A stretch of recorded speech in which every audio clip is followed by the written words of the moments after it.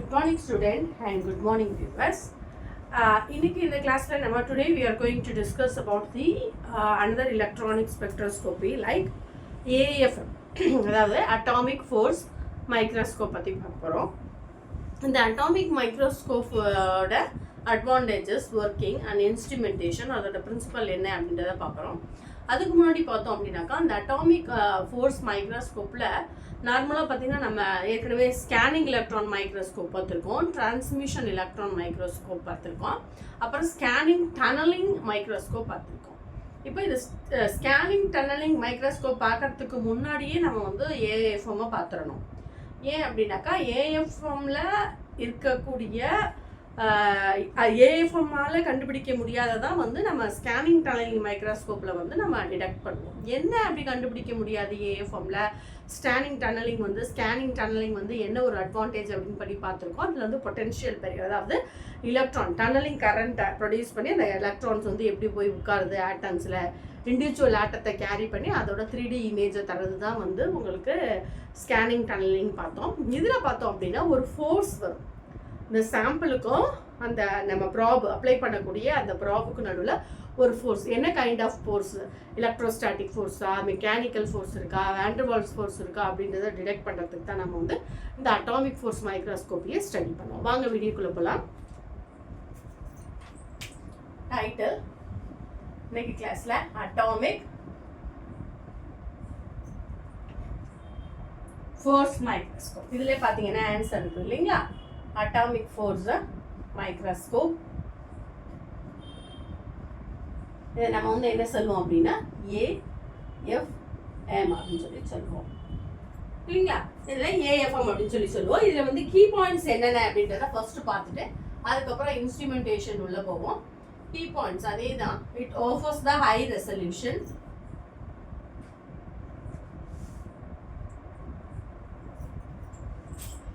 it offers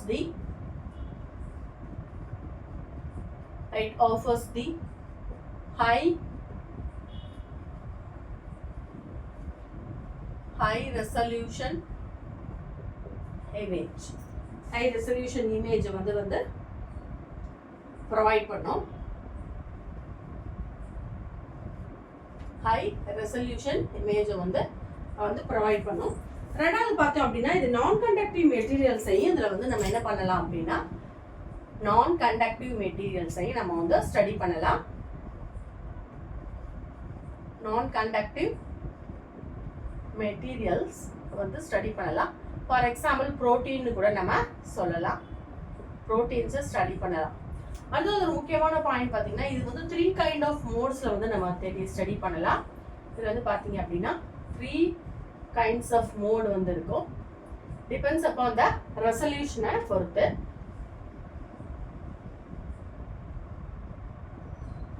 ரெசல்யூஷனை வச்சு தான் இதை வந்து நம்ம கைண்ட் பண்ணுவோம் என்ன மோடு அப்படின்றத. என்ன கைண்ட் ஆஃப் மோடு பார்த்தீங்க அப்படின்னா இதில் ஃபர்ஸ்ட் மோடு கான்டாக்ட் மோடு, அடுத்தது பார்த்தோம் அப்படின்னாக்கா நான் கான்டாக்ட் மோடு, நான் கான்டாக்ட் மோடு.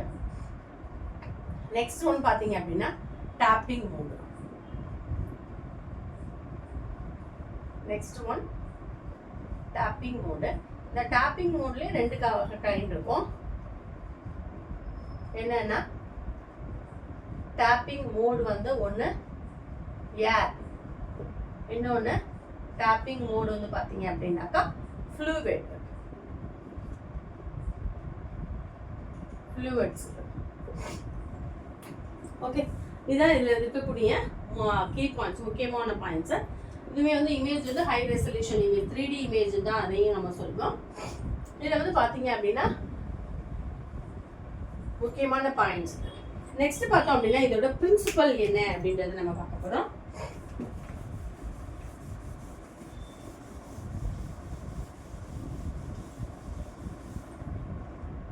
இதோட principal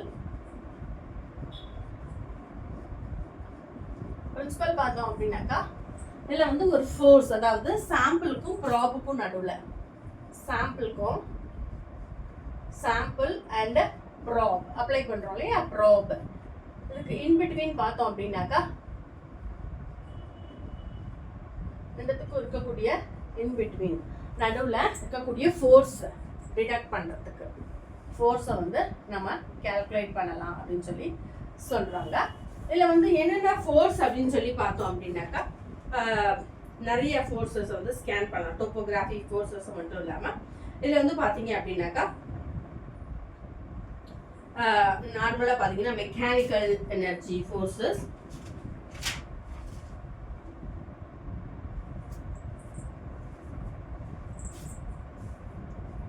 mechanical force,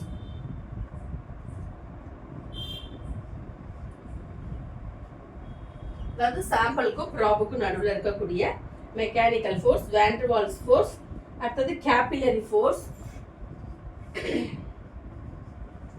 Van der Waals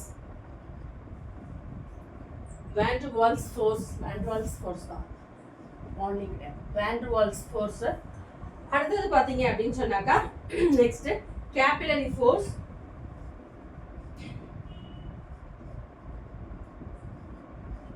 capillary force. அடுத்தது பார்த்தோம் அப்படின்னா chemical bonding, electrostatic force. Chemical bonding என்ன கெமிக்கல் பாண்டிங் இருக்கு அப்படின்றத, கெமிக்கல் பாண்டிங், அப்புறம் electrostatic force,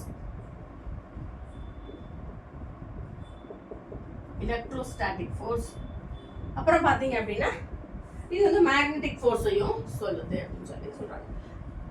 magnetic force, that is the principle. But this kind of the all forces can be explained by using of the atomic force spectroscopy. சரி, இந்த force அப்படின்னு சொல்றோம் இல்லையா, இந்த ஃபோர்ஸ் வந்து நம்ம எப்படி வந்து கால்குலேட் பண்றோம்,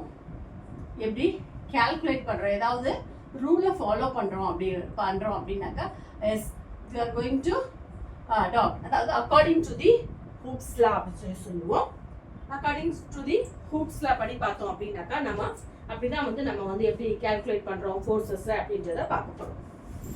ஓகே, இது பிரின்சிபல்ல எப்படி வந்து ஃபோர்ஸஸை வந்து நம்ம வந்து கால்குலேட் பண்றோம் அப்படின்னு சொல்லி பார்த்தோம் அப்படின்னா இதுல அக்கார்டிங் டு தி முக்கியமான லா வந்து பார்த்தோம் அப்படின்னா Hooke's law. Okay, according to the Hooke's லாவோட அடிப்படையில் தான் நம்ம வந்து என்ன பண்ணுறோம் அப்படின்னாக்கா இந்த கால்குலேஷனை வந்து நம்ம வைக்கிறோம். இதில் பார்த்தீங்க அப்படின்னா ரெண்டுத்துக்கும், அதாவது நம்மக்கிட்ட இருக்கக்கூடிய சாம்பிளுக்கும் அண்ட் அதாவது ப்ராப், அதை தான் என்ன சொல்லுவோம் அப்படின்னாக்கா சாம்பிளோட சர்ஃபேஸ்ன்னு கூட சொல்லலாம், டோப்போகிராஃபிக்கல் சர்ஃபேஸ்ன்னு சொல்லலாம். சாம்பிளோட சர்ஃபேஸுக்கும் அண்ட் அந்த கேண்டிலிவர் அப்படின்னு சொல்லி சொல்லுவோம். அது என்ன அப்படின்றத இன்ஸ்ட்ருமெண்டேஷனில் பார்ப்போம். கேண்டிலிவர், அதாவது சாம்பிளோட சர்ஃபேஸுக்கும் கேண்டிலிவருக்கும் நடுவில் இன்டராக்டர், அந்த ஃபோர்ஸை ரெண்டுத்துக்கும் நடுவில் இருக்கக்கூடிய அந்த ஃபோர்ஸஸை தான் பார்த்தோம். அந்த ஃபோர்ஸஸை எப்படி கால்குலேட் பண்ணுறோம் அப்படின்னா அக்கார்டிங் டு த ஹூக்ஸ் லா. நமக்கு தெரியும் ஹூக்ஸ் லா அப்படின்னா என்ன அப்படின்னா F is equal to minus KX. இதில் பார்த்தீங்க அப்படின்னா F அப்படின்றது F is indicated the forceன்னு சொல்லுவோம். அதாவது சாம்பிளுக்கும் அதுக்கும் நடுவில் கேண்டிலிவருக்கும் அந்த ப்ராபுக்கும் நடுவில் இருக்கக்கூடிய அந்த சாம்பிளோட ஃபோர்ஸஸை கால்குலேட் பண்ணக்கூடியது. அடுத்தது பார்த்தோம் அப்படின்னா K அப்படின்றது ஸ்ப்ரிங் கான்ஸ்டன்ட்னு சொல்லுவோம். ஸ்ப்ரிங் கான்ஸ்டன்ட் அப்படின்னு சொல்லி சொல்லுவோம், ஸ்ப்ரிங் கான்ஸ்டன்ட். அடுத்தது பார்த்தோம் அப்படின்னா எக்ஸ் அப்படி எது அப்படின்னா எக்ஸ் வந்து டிஃப்ளக்ஷன் ஆஃப் த கேண்டிலிவர், வளைஞ்சு கொடுக்கும். Deflection of the cantilever.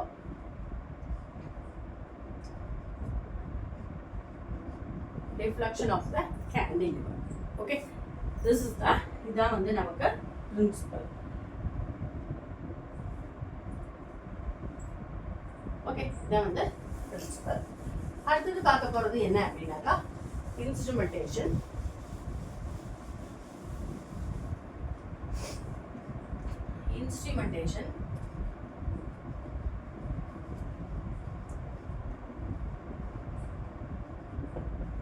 Okay, இன்ஸ்ட்ருமெண்டேஷன்ல என்னென்ன முதல்ல காம்போனன்ட் இருக்கு அப்படின்னு சொல்லி பார்த்துட்டு அது ஒவ்வொரு காம்போனன்ட்டையா நம்ம வந்து எக்ஸ்பிளைன் பண்ண போறோம். வாங்க பார்த்தீங்க அப்படின்னா நான் வந்து காம்போனண்ட்டாக இங்கே எழுதிட்டேன். முதல்ல நான் வந்து டயக்ராமை போட்டுக்கிறேன். இது வந்து பார்த்தீங்க அப்படின்னா சாம்பிள்.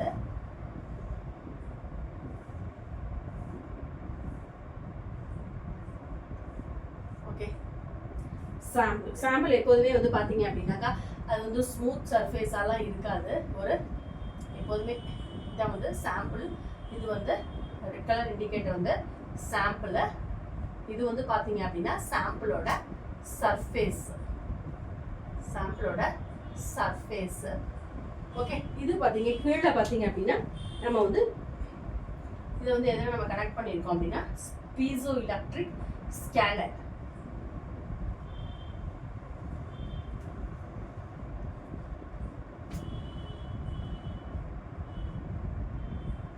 பீசோ எலக்ட்ரிக் ஸ்கேனரோட கனெக்ட் பண்ணியிருக்கோம். இதான் வந்து இந்த இடத்துல ஒரு மேஜரானது. அடுத்தது பார்த்தீங்க அப்படின்னா கேண்டிலிவர் அப்படின்னு சொல்லுவோம். இந்த கேண்டிலிவர் அப்படின்னா என்ன அப்படின்னாக்கா என்னன்றதை நான் சொல்றேன்.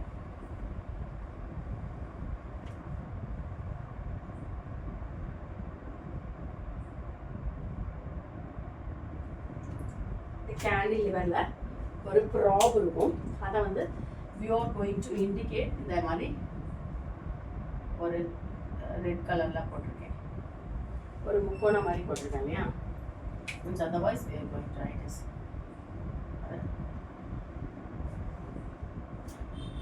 இதுதான் வந்து கேண்டிலிவர். ரைட். அடுத்தது பார்த்தீங்க அப்படின்னாக்கா இந்த கேண்டிலிவர் மேலே வந்து 2 காம்போனண்ட் வந்து நம்ம ப்ரொவைட் பண்ணுறோம். ஒன்று பார்த்தீங்க அப்படின்னா லேசர், இன்னொன்று பார்த்தீங்க அப்படின்னா ஃபோட்டோ டயோடு.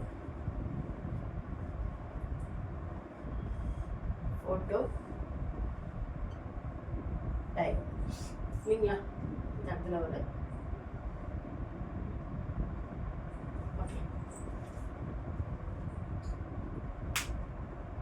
அப்போ இந்த கேண்டிலிவருக்கும் இதையும் வந்து நம்ம இதோட கனெக்ட் பண்ணுறோம் அப்படின்னாக்கா இங்கே பாருங்க, இந்த இடத்துல டிடக்டார்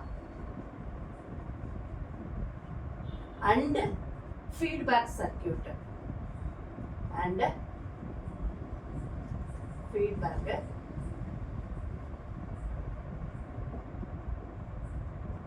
இதுதான் வந்து நம்ம இந்த இடத்துல கனெக்ட் பண்ணியிருக்கோம். இதோட கனெக்ட் ஆகிருக்கும் இல்லைங்களா? இதான் வந்து ஒரு சூப்பராக நான் போட்டிருக்கேன். இப்படிதான் வந்து இருக்கும். இதுதான் வந்து இன்ஸ்ட்ருமெண்டேஷன்.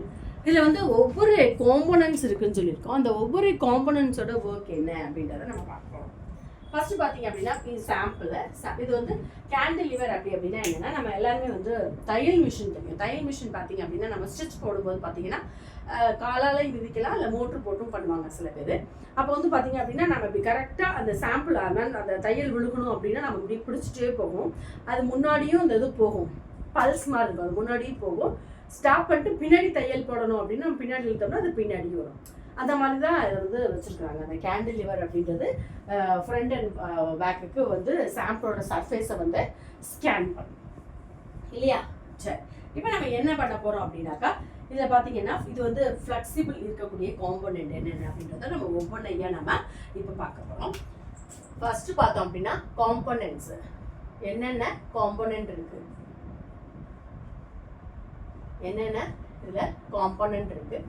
ஃபர்ஸ்ட் நம்ம எடுத்துக்கிட்டோம் அப்படின்னா நம்ம எடுத்துக்கக்கூடியது சாம்பிள் தான். சாம்பிளை வந்து நம்ம ஒரு ஸ்பெஷல் கேர் கொடுத்து தான் வந்து சாம்பிளை வந்து ப்ரிப்பேர் பண்ணணும். இந்த அனோ டைப் மெட்டீரியல்ஸில் தான் வந்து நம்ம சாம்பிளை வந்து ப்ரிப்பேர் பண்ண வேண்டியது இல்லைங்களா? அப்போ சாம்பிளோட சர்ஃபேஸ் வந்து எப்படி இருக்கணும் அப்படின்னாக்கா வந்து ஸ்மூத்தாக இருக்கணும். சப்போஸ் ஸ்மூத் சர்ஃபேஸாக இருந்துச்சு, ஸ்மூத்தை அதாவது லீனியர் சர்ஃபேஸ் கூட சொல்லலாம். சர்ஃபேஸ் வந்து எப்படி இருக்கணும் அப்படின்னா ஸ்மூத் சர்ஃபேஸாக இருக்கணும். ஸ்மூத் சர்ஃபேஸாக இருந்துச்சு அப்படின்னாக்கா நல்லாயிருக்கும். இல்லை ரஃப் சர்ஃபேஸாக இருந்தால் அப்படின்னாலும் அந்த கேண்டிலிவர் வந்து ஸ்கேன் பண்ணிக்கணும். கண்டிப்பாக வந்து சாம்பிளோட சைஸ் வந்து நானோ ஸ்கேலில் தான் இருக்கணும். நானோ ஸ்கேல் தான் வந்து இருக்கணும். நானோ ஸ்கேல் தான் வந்து இருக்கணும். அதே மாதிரி இந்த கேண்டிலிவரோட டிப்பு பார்த்தீங்க அப்படின்னாக்கா எப்படி இருக்கும் அப்படின்னா நானோ ஸ்கேலில் தான் வந்து இருக்கும். கேண்டிலிவரோட டிப் வந்து நானோ ஸ்கேலில் இருக்கும். அப்போ தான் அது வந்து ஸ்கேன் பண்ணணும். இப்போ சாம்பிளை பற்றி பார்த்துட்டோம்.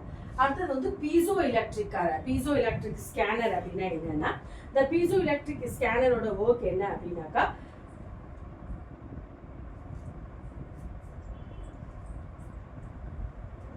ஃபர்ஸ்ட் சாம்பிள் வச்சுட்டோம் ஸ்மூத் சர்ஃபேஸ் எடுத்துக்கிறத.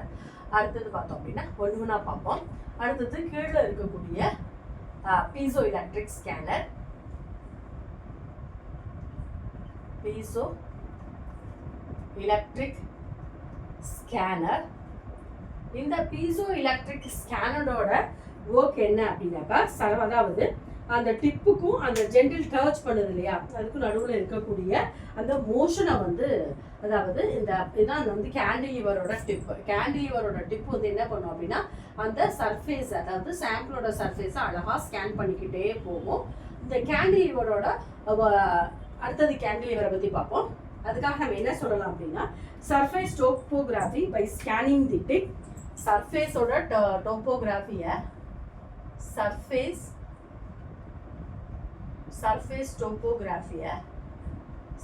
டோப்போகிராஃபி எது வந்து ஸ்கேன் பண்ணுது அப்படின்னா ஸ்கேனிங் த டிப். அப்போ டிப்பு வந்து ஸ்கேன் பண்ணும்போது சர்ஃபேஸ் பை ஸ்கேனிங் வரும் தான். ஓகே, ரன்னிங் வச்சு எழுதும்போது பை ஸ்கேனிங் த டிப் சர்ஃபேஸை வந்து என்ன பண்ணும், அந்த டிப் வந்து ஸ்கேன் பண்ணும்போது scanning the tip in gentle touch with the sample. ஜென்டிலாக டச் பண்ணும். gentle touch with the sample. இல்லைங்களா, சாம்பிளை ஜென்டில் டச் பண்ணுது எது அப்படின்னா அந்த ப்ராபு. அப்போ இந்த ஜென்டில் டச்சை வந்து இந்த சாம்பிளை வந்து ஜென்டில் டச் வித் சாம்பிள். அப்போ வந்து அதான் வந்து அட் த டைம் என்ன பண்ணும் அப்படின்னா அட் த டைம் இந்த ஜென்டில் டச்சை வந்து யார் வந்து உங்களுக்கு வந்து ஸ்கேன் பண்ணுறா அப்படின்னா மானிட்டர் பண்ணுறா அப்படின்னாக்கா யார் வந்து இதை வந்து யார் வந்து மானிட்டர் பண்ணுறாங்க, அது இல்லைன்னா மானிட்டர்னு சொல்லலாம், இல்லாட்டி யார் வந்து ஸ்கேன் பண்ணுறாங்க அப்படின்னு கூட சொல்லலாம். மானிட்டர்னு எழுதிப்போம். Monitored by piezo scanner. Piezo electric scanner இல்லைங்களா. அந்த PZT ஸ்கேனர்னு சொல்லுவோம். PZT scanner. ஓகேங்களா, ஸ்கேன் பண்ணிடுச்சுங்க. அடுத்ததாக இருக்கக்கூடிய காம்பவுண்ட் முக்கியமான பாயிண்ட் வந்து எதுனா கேண்டிலிவர்.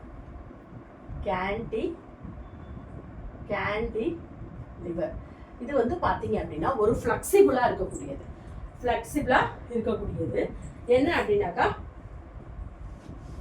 இந்த பார்த்தீங்க அப்படின்னா இந்த கேண்டிலிவர் வந்து சாம்பிளோட சர்ஃபேஸ் வந்து ஒரு இடத்துல மேடாகும், ஒரு யூனிஃபார்ம் சைஸ் இல்லாமல் ஒரு இடத்துல வந்து ரஃப்பாகவும் ஒரு இடத்துல வந்து கொஞ்சம், அதாவது மேடு பள்ளமாக இருந்துச்சுன்னா அந்த கேண்டிலிவர் வந்து பள்ளமாக இருக்கிற இடத்துல எப்படி ஸ்கேன் பண்ணும், மேடாக இருக்கிற இடத்துல கொஞ்சம் மேலே அப்படி தூக்கி ஸ்கேன் பண்ணும். அப்போ இந்த கேண்டிலிவர் என்ன பண்ணுது அப்படின்றத யார் வாட்ச் பண்ணிக்கிட்டே இருப்பாங்க, கேண்டிலிவரோட டிஃப்ராக்ஷனை யார் வாட்ச் பண்ணுவாங்க அப்படின்னா ஃபோட்டோ டயோட். அப்போ லேசர் அப்ளை பண்ணும்போது, அதாவது ஸ்விட்ச் ஆன் பண்ணும்போது லேசர் லைட் வந்து அந்த கேண்டிலிவர் மேலே பாஸ் பண்ணி என்னவாகும், கேண்டிலிவர் வந்து சாம்பிளுக்கு அந்த லேசர் லைட்டை பாஸ் பண்ணணும் இல்லைங்களா, அதான சோர்ஸ் ஆஃப் லைட்டு. அப்போ வந்து அந்த சாம்பிள் வந்து உங்களுக்கு வந்து ரஃபாக ஸ்மூத் சர்ஃபேஸ் இல்லாமல் இருந்துச்சு அப்படின்னாக்கா இந்த கேண்டிலிவர் என்ன பண்ணும், எந்த இடத்துல பள்ளமாக இருக்கும் அந்த இடத்துல சோர்ஸ் ஆஃப் லைட் விழுறதுக்கு யூஸ் ஆகும். அடுத்தது மேடாக இருக்கிற பகுதிக்கு இந்த கேண்டிலிவர் வந்து அதோட அந்த ப்ராப் டிப் இருக்கு இல்லையா, அதை அப்படி மேலே தூக்கிக்கும். அந்த கேண்டிலிவரோட டிப் வந்து எதனால் ஆனது அப்படின்னா கேண்டிலிவரோட டிப்போட சைஸ் பார்த்தீங்க அப்படின்னா கேண்டிலிவர் டிப் சைஸ் வந்து பார்த்தீங்க அப்படின்னா எப்படி இருக்கும் அப்படின்னா நானோ ஸ்கேலில் தாங்க இருக்கும். நானோ ஸ்கேலில் தான் இருக்கும். இல்லையா, நானோ ஸ்கேலில் தான் இருக்கும். அப்போ இந்த அந்த டிப் வந்து என்ன பண்ணும் அப்படின்னா இட் ஸ்கேன் த சர்ஃபேஸ். அப்போ force between tip and the sample surface causes cantilever to be bent. என்னவாகும் அப்படின்னா கேண்டிலிவர் வந்து டூ அண்ட் ஃப்ரோ மூவ் ஆகும். அதாவது ஃப்ரண்ட் அண்ட் பேக்னு கூட சொல்லலாம். ஃப்ரண்ட் அண்ட் பேக் வந்து move ஆகக்கூடியது.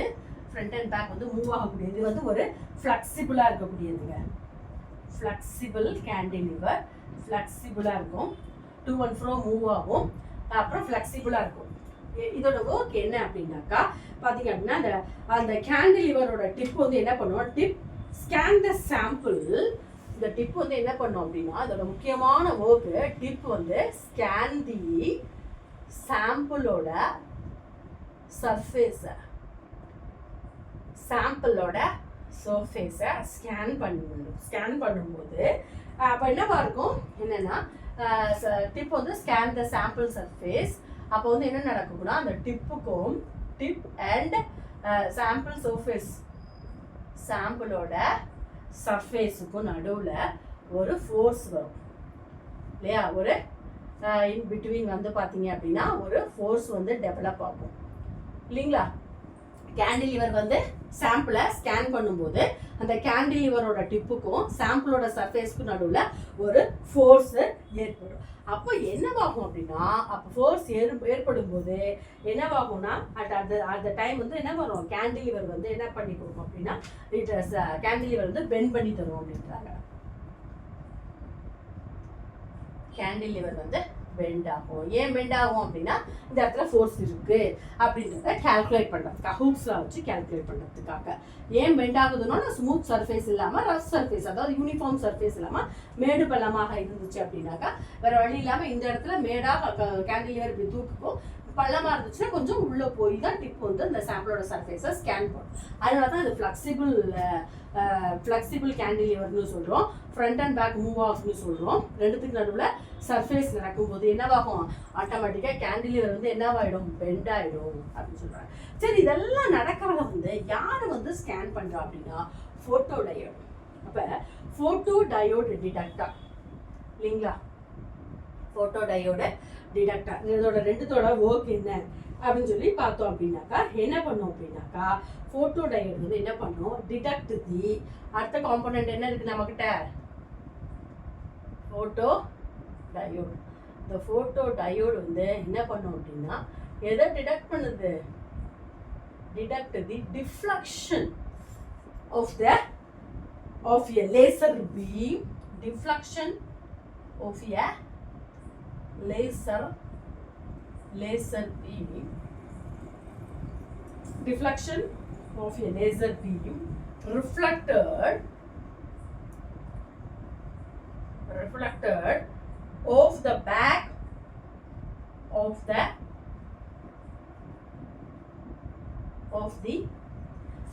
back of the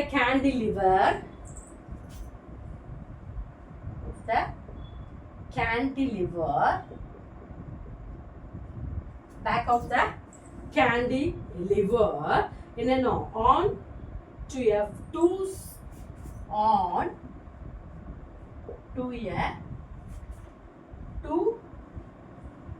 segment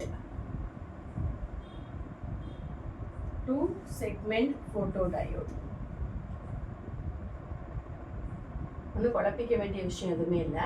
பாருங்க, ஃபோட்டோடயோடோட ஒர்க் என்ன, நல்லா கவனிக்க வேண்டிய விஷயம். இந்த லேசர் பீம் கேண்டிலிவர் மேலே விழுகும் போது யூனிஃபார்ம் சர்ஃபேஸ் இருந்தால் கேண்டிலிவர் அப்படியே போயிடும். ரஃப்பாக இருக்கிறதுனால ஒரு மேடாக இருந்துச்சுன்னா கேண்டிலிவர் இப்படி நிற்கும், பள்ளமாக இருந்தால் கேண்டிலிவர் இப்படி போகும். அப்போ ரஃப்பாக இருந்தால் அப்படி மேலே போகும், இப்படி போய்கிட்டே வருது இல்லையா. அப்படி டிடெக்ட் த லேசர். அப்போ என்னவாகும், ஆட்டோமேட்டிக்காக மேடாக இருக்கிறதுல லேசர் பீம் இப்படி விழுவோம், பள்ளமாக இருந்துச்சுன்னா கொஞ்சம் லேசர் பீம் உள்ளே போய் விடும். அப்போ இந்த லேசர் பீம் வந்து டிஃப்ளக்ஷன் ஆகிறத, detect the laser beam deflection ஆகிறத கேண்டிலிவர் வழியா இந்த ஃபோட்டோ டயோடு வந்து என்ன பண்ணுது, வாட்ச் பண்ணுது அப்படின்னு சொல்லுவோம். சரி, இந்த ஒரு 2 செக்மெண்ட்ஸ் இருக்கு. ஒன்று பார்த்தோம்னா டிடெக்டார் அண்ட் ஃபீட்பேக் சர்க்யூட். அடுத்தது பார்த்தோம் அப்படின்னா டிடெக்டார் அண்ட் ஃபீட்பேக் சர்க்கியூட். இது ரெண்டு என்ன சொல்லும், இமேஜை கொடுக்கும், அவ்வளோதான். இந்த இமேஜ் தான் இதில் வருது அப்படின்றத தரக்கூடியது. இதுதான் இதோட ஒர்க்கு. இதில் பார்த்தீங்க அப்படின்னாக்கா அதாவது டிடெக்டர் வந்து என்ன பண்ணும் அப்படின்னா கனெக்டட் வந்து கேண்டிலிவருக்கு பின்னாடி கனெக்ட் ஆயிருக்கு. ஆட்டோமேட்டிக்காக அந்த டிப்புக்கும் இதுக்கும் நடுவில் இருக்கக்கூடிய என்ன ஃபோர்ஸ், மெக்கானிக்கல் ஃபோர்ஸா, எலக்ட்ரோஸ்டாட்டிக் ஃபோர்ஸா, இல்லை வேண்டர்வால்ஸ் ஃபோர்ஸா, என்ன ஃபோர்ஸ் இருக்குது அப்படின்றத கால்குலேட் பண்ணுறது மட்டும் இல்லாமல் இந்த வந்து இமேஜிங் பார்த்துருவோம். இதுதாங்க அதோட ஒர்க்கு. திரும்பியும் ஒரு தடவை சொல்கிறேன். பீசோ எலக்ட்ரிக் ஸ்கேனர், அப்புறம் சாம்பிளோட surface, cantilever, feedback circuit, photo diode, laser. சுவிட்ச் ஆன் பண்ணுறோம். லேசர் பீம் வந்து கேண்டிலிவர் வழியாக சாம்பிள் மேலே விழுகுது. கேண்டிலிவர் வந்து கொஞ்சம் இப்படி மேலே இதிலே இப்படி போய்கிட்டே இருக்குது. ஏன்னா சாம்பிள் வந்து மேலே இருந்துச்சு, பள்ளமாக இருந்துச்சு அப்படின்னா கேண்டிலிவர் வளையும். அப்போ வளையும் போது லேசர் வந்து அதில் கேண்டிலிவரில் படும்போது லேசர் பீமும் வந்து டிஃப்ளெக்ஷன் ஆகும். இந்த மாதிரி நடக்கிறது, இந்த லேசர் பீம் டிஃப்ளெக்ஷன் ஆகிறது எல்லாத்தையுமே ஃபோட்டோ டயோடு வாட்ச் பண்ணி அந்த சிக்னலை கொண்டுட்டு போய் டிடெக்டார்கிட்ட கொடுக்கும். டிடெக்டார் என்ன கொடுக்கும் அப்படின்னா டோப்போகிராஃபிக்கல் இமேஜ், 3D இமேஜ் வந்து தரும்.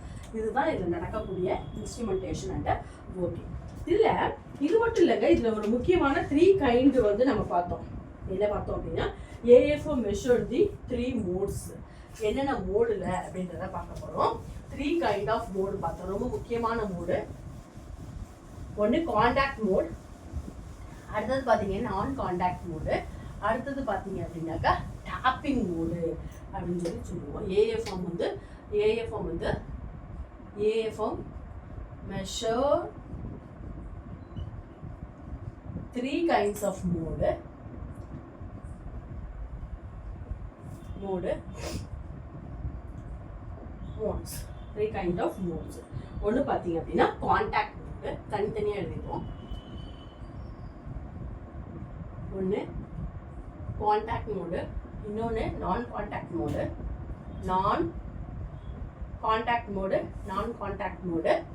இன்னொன்று பார்த்தீங்க அப்படின்னா டாப்பிங் மோடு.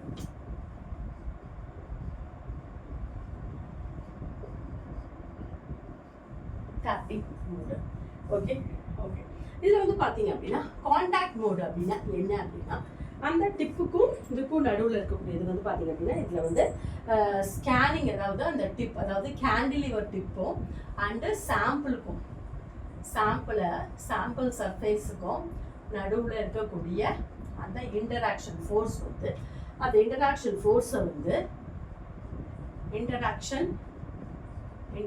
ஃபோர்ஸை வந்து நம்ம கால்குலேட் பண்ணுறோம் இல்லையா? அப்போ கால்குலேட் பண்ணும்போது இதில் கிடைக்கக்கூடியது வந்து எப்படின்னா லோ ரெசல்யூஷன் இமேஜ் தான் கிடைக்கும். லோ ரெசல்யூஷன் இமேஜ் இடத்துக்கும் நடுவில் இருக்கக்கூடிய அந்த இமேஜ், அந்த 3D இமேஜ் வந்து எப்படி கிடைக்கும் அப்படின்னு பார்த்தீங்க அப்படின்னா 3D இமேஜ் வந்து லோ ரெசல்யூஷன், ஓரளவுக்கு பரவாயில்லாமல் கிடைக்கும் இந்த மோடில்.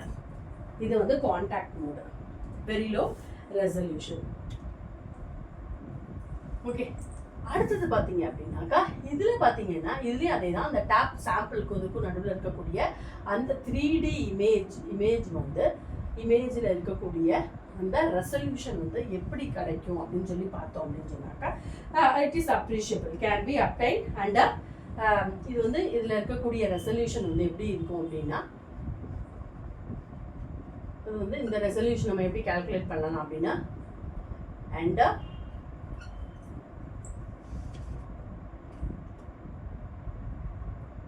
under high vacuum,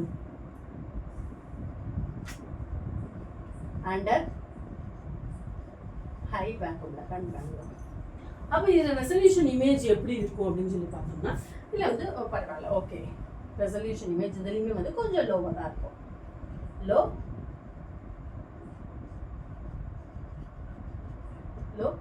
resolution image,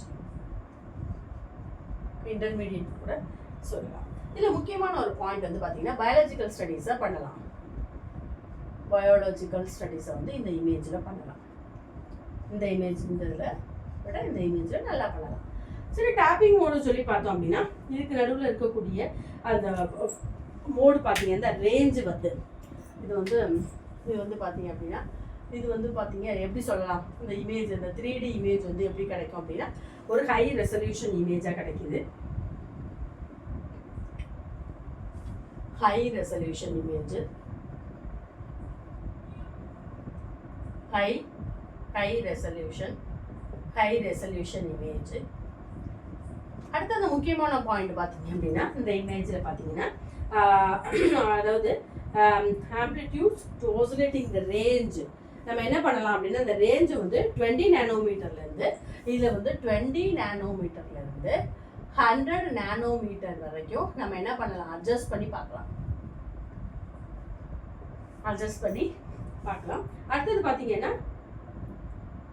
இதில் வந்து இந்த மோடில் வந்து கேண்டிலிவருக்கும் அந்த டிப்புக்கும் அந்த சர்ஃபேஸுக்கும் பார்த்தீங்க அப்படின்னாக்கா சர்ஃபேஸ்க்கு நடுவில் ஒரு லைட்டு டச் இருந்தாலே போதும், அழகாக அந்த இமேஜ் வந்துடும். லைட்டு டச் இருந்தாலே போதும், அழகாக ஒரு இமேஜ் வந்துடும். இதுலேயும் பார்த்தீங்கன்னா பயாலஜிக்கல் ஸ்டடீஸை பண்ணலாம். இதில் வந்து பார்த்தீங்க அப்படின்னா 2 கைண்ட் ஆஃப் இந்த டேப்பிங் மோடில் வந்து பார்த்தீங்க அப்படின்னா டேப்பிங் மோடில் 2 கைண்ட் ஆஃப் டேப்பிங் மோடு இருக்கு. டேப்பிங் மோடு ஒன்று பார்த்தீங்கன்னா first one tapping mode air mode in tapping mode இன்னும் ஏர். இன்னொன்று பார்த்தீங்க அப்படின்னா அதே tapping mode fluid.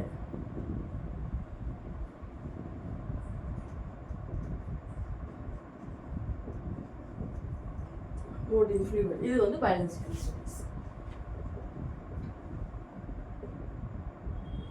Okay, these are all the main points. அடுத்து நம்ம பார்க்க போகிறது என்னன்னா அப்ளிகேஷனை பார்ப்போம். என்ன அப்படின்னா used to study the mechanical properties of the cell tissue. ரொம்ப முக்கியமான பாயிண்ட். ஒரு 4 பாயிண்ட் மட்டுமே நம்ம டிஸ்கஸ் இது பண்ண போதும். மெயினான 4 பாயிண்ட் என்னென்ன அப்படின்றத பார்ப்போம். மெயினான 4 பாயிண்ட் அப்ளிகேஷன் பார்த்தீங்க அப்படின்னா அப்ளிகேஷன்ஸ் வந்து பார்த்தீங்கன்னா இதில் வந்து பார்த்தோம் அப்படின்னா என்ன கொடுக்கும், it 3D image of the sample. It offers 3D image of the 3D image of the sample. சாம்பிளோட 3D image தரும் ஃபர்ஸ்ட் பாயிண்ட். அடுத்தது பார்த்தோம் அப்படின்னா ரெண்டாவது பார்த்தோம் அப்படின்னாக்கா இதில் பார்த்தீங்க அப்படின்னா நம்ம வந்து என்ன பாலிமர்ஸு அப்சார்ப்டு மாலிகுல்ஸு இதெல்லாம் ஸ்டடி பண்ணலாம். Polymers absorbed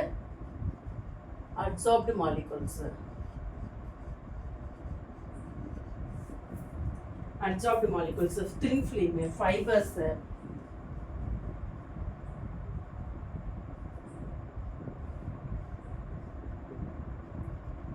thin films and fibers and etc. இதெல்லாமே வந்து ஸ்கேன் பண்ணி கண்டுபிடிக்கலாம். அடுத்தது பார்த்தோம் அப்படின்னு சொன்னாக்கா இதில் வந்து பார்த்தீங்க அப்படின்னா டிசர்டிங் தி டிஎன்ஏவை ஈஸியாக கண்டுபிடிக்கலாம். அதாவது அதோட பிரிகை டிசர்டிங் டிஎன்ஏ மாலிகுல்ஸ் ரொம்ப முக்கியமான ஒர்க் அது டிசர்டிங் டிஎன்ஏ. அடுத்தது பார்த்தீங்க அப்படின்னா plasma membranes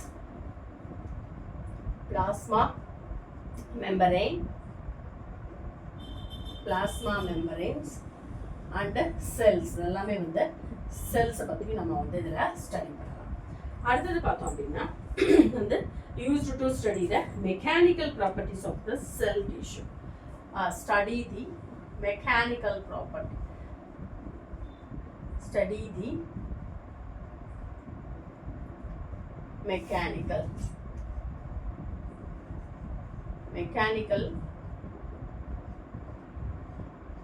properties of the cell tissue. இதோட cell tissue ஓட mechanical properties of the cell tissues. Microorganism, virus,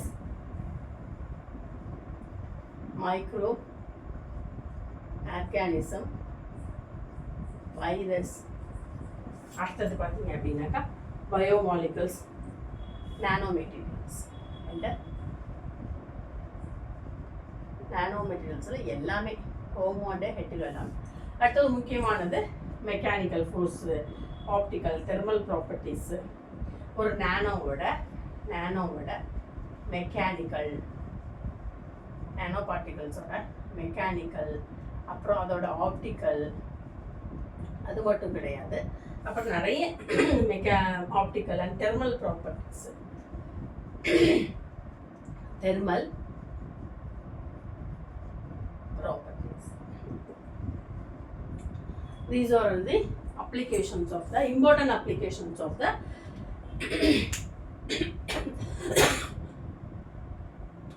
atomic force microscope. இப்போ இதெல்லாம் ரொம்ப முக்கியமான நிறைய அப்ளிகேஷன்ஸ் இருக்குது. நம்ம வந்து பாயிண்டடாக கலெக்டிவாக எடுத்துருக்கோம். ஓகேவா? இந்த வீடியோவில் உங்களுக்கு ஏதாவது டவுட் இருந்துச்சு அப்படின்னா கீழே உள்ள கமெண்ட் பாக்ஸில் எனக்கு கமெண்ட் பண்ணுங்கள். இது வரைக்கும் லைக் பண்ணலைன்னா லைக் பண்ணுங்கள், ஷேர் பண்ணுங்கள், சப்ஸ்கிரைப் பண்ணுங்கள். Thank you viewers and thank you listeners.